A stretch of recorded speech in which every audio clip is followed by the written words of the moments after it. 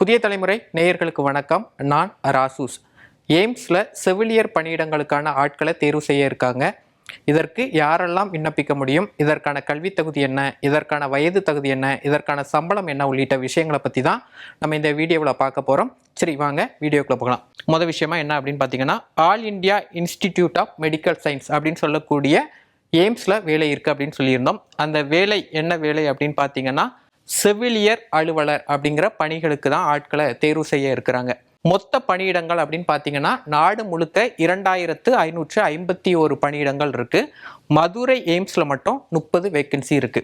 அது மட்டும் கிடையாது, ஜிப்மர் புதுச்சேரியில் இருக்கக்கூடிய ஜிப்மரில் 88 பணியிடங்களும், காரைக்காலில் இருக்கக்கூடிய ஜிப்மரில் 383 பணியிடங்களும், ஏனாமில் இருக்கக்கூடிய ஜிப்மரில் 7 பணியிடங்களும் இருக்குது. மொத்தமாக 2551 இருக்குது. புதுச்சேரி மற்றும் தமிழ்நாடு உள்ளிட்ட விவரங்களை மட்டும் நான் இதில் குறிப்பிட்டிருக்கேன். இதற்கு அடுத்தபடியாக நம்ம பார்த்தீங்கன்னா என்ன விஷயம் அப்படின்னு பார்த்தீங்கன்னா, இதற்கான விண்ணப்பம் அப்படிங்கிறத பொறுத்தவரையும் www.aiimsexams.ac.in இந்த இணையதளத்தில் தான் போய் நம்ம விண்ணப்பிக்க முடியும்.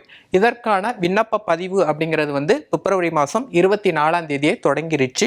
அதே நேரத்தில் மார்ச் மாதம் 16ஆம் தேதி வரையும் நம்மளால் ஆன்லைனில் விண்ணப்பிக்க முடியும். விண்ணப்பத்தில் நம்ம ஏதாவது தவற விட்டுட்டோம்னா அந்த விண்ணப்பம் ஒருவேளை ரிஜெக்ட் ஆகும்.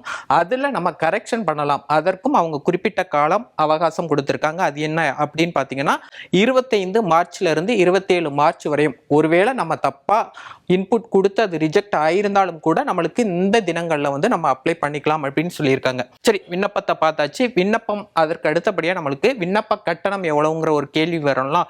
விண்ணப்ப கட்டணத்தை பொறுத்தவரையும் கொஞ்சம் அதிகமாக தான் இருக்கிற மாதிரி தெரியுது. ஜென்ரல் ஓபிசி கேட்டகரிக்கு 3000 ரூபாய் கொடுத்துருக்காங்க. எஸ்சி எஸ்டி கேட்டகரி இது மட்டும் கிடையாது, இடபிள்யூஎஸ் கேட்டகரியில் வர்றவங்களுக்கு 2400 ரூபாய் கொடுத்துருக்காங்க. அதே நேரத்தில் மாற்றுத்திறனாளிகளுக்கு கட்டணம் இல்லை அப்படின்னு சொல்லி கொடுத்துருக்காங்க. விண்ணப்ப கட்டணம் பார்த்தாச்சு. அதற்கு அடுத்தபடியாக நம்ம பார்க்க வேண்டிய விஷயம் என்ன அப்படின்னு பார்த்தீங்கன்னா, கல்வி தகுதியை பொறுத்தவரையும் என்ன படிச்சிருக்கணும் அப்படின்னு பார்த்தீங்கன்னா, பிஎஸ்சி ஹானர்ஸ் நர்சிங் படிச்சிருக்கணும், இல்லாட்டினா பிஎஸ்சி நர்சிங் முடிச்சிருக்கணும். இது எங்க முடிச்சிருக்கணும் அப்படின்னு பார்த்தீங்கன்னா, இந்திய நர்சிங் கவுன்சில் இல்லாட்டினா மாநில நர்சிங் கவுன்சிலால அங்கீகாரம் பெற்ற கல்வி நிறுவனம் இல்லாட்டினா பல்கலைக்கழகத்தில் இந்த கோர்ஸ் பண்ணியிருக்கணும் அப்படின்னு சொல்லியிருக்காங்க.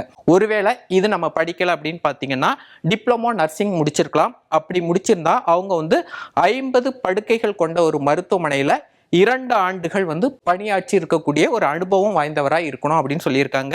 சரி, மேல் குறிப்பிட்ட நபராகட்டும் இல்லாட்டினா கீழ் குறிப்பிட்ட நபராகட்டும், இந்த 2 தரப்பு நபர்களுமே இந்திய நர்சிங் கவுன்சில் இல்லாட்டினா மாநில நர்சிங் கவுன்சில் நம்ம பதிவு பண்ணியிருக்கணும் அப்படின்னு சொல்லியிருக்காங்க. சரி, கல்வி தகுதி பார்த்தாச்சு. இதற்கு அடுத்தபடியாக நம்ம பார்க்க வேண்டிய விஷயம் என்ன அப்படின்னு பார்த்தீங்கன்னா, வயது தகுதியை பொறுத்தவரையும் 18 வயதிலிருந்து 30 வயது வரை உள்ளவர்கள் விண்ணப்பிக்கலாம் அப்படின்னு சொல்லியிருக்காங்க. வயது தளர்வும் கொடுத்திருக்காங்க. வயது தளர்வு ஒவ்வொரு கேட்டகரிக்கும் ஒவ்வொரு விதமாக கொடுத்திருக்காங்க.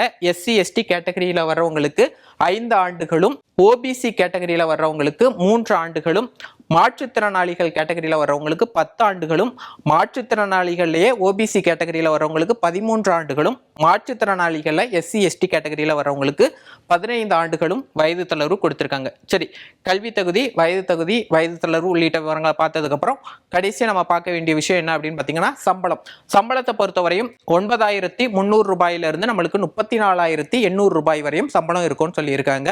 தேர்வு முறை, அதற்கு அடுத்தபடியாக நம்ம தேர்வு முறையை பார்க்க வேண்டியிருக்கு. தேர்வு முறை எப்படி இருக்கு அப்படின்னு பார்த்தீங்கன்னா, 2 வகையான தேர்வு இருக்கு. என்ன தேர்வுனா, முதல்நிலை தேர்வு அப்படின்னு ஒன்று வைக்கிறாங்க. அதற்கு அடுத்தபடியாக முதன்மை தேர்வு. முதல்நிலை தேர்வுல தகுதியான நபர்கள் மட்டும்தான் முதன்மை தேர்வுக்கு அழைக்கப்படுவாங்க. முதல்நிலை தேர்வு ஏப்ரல் 11ஆம் தேதியில நடக்குது. அதற்கு அடுத்தபடியா ஏப்ரல் 30ல முதன்மை தேர்வு நடைபெறும் அப்படின்னு சொல்லியிருக்காங்க. இந்த 2 தேர்வுலையும் நம்ம பாஸ் பண்ணி நம்ம ஷார்ட் லிஸ்ட் ஆகுனா நம்மளுக்கு போஸ்டிங் ஆகும் அப்படின்னு சொல்லியிருக்காங்க.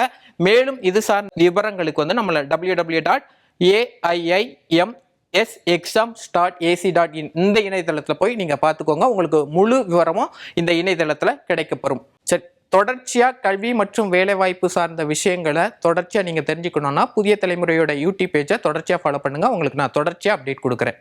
நன்றி.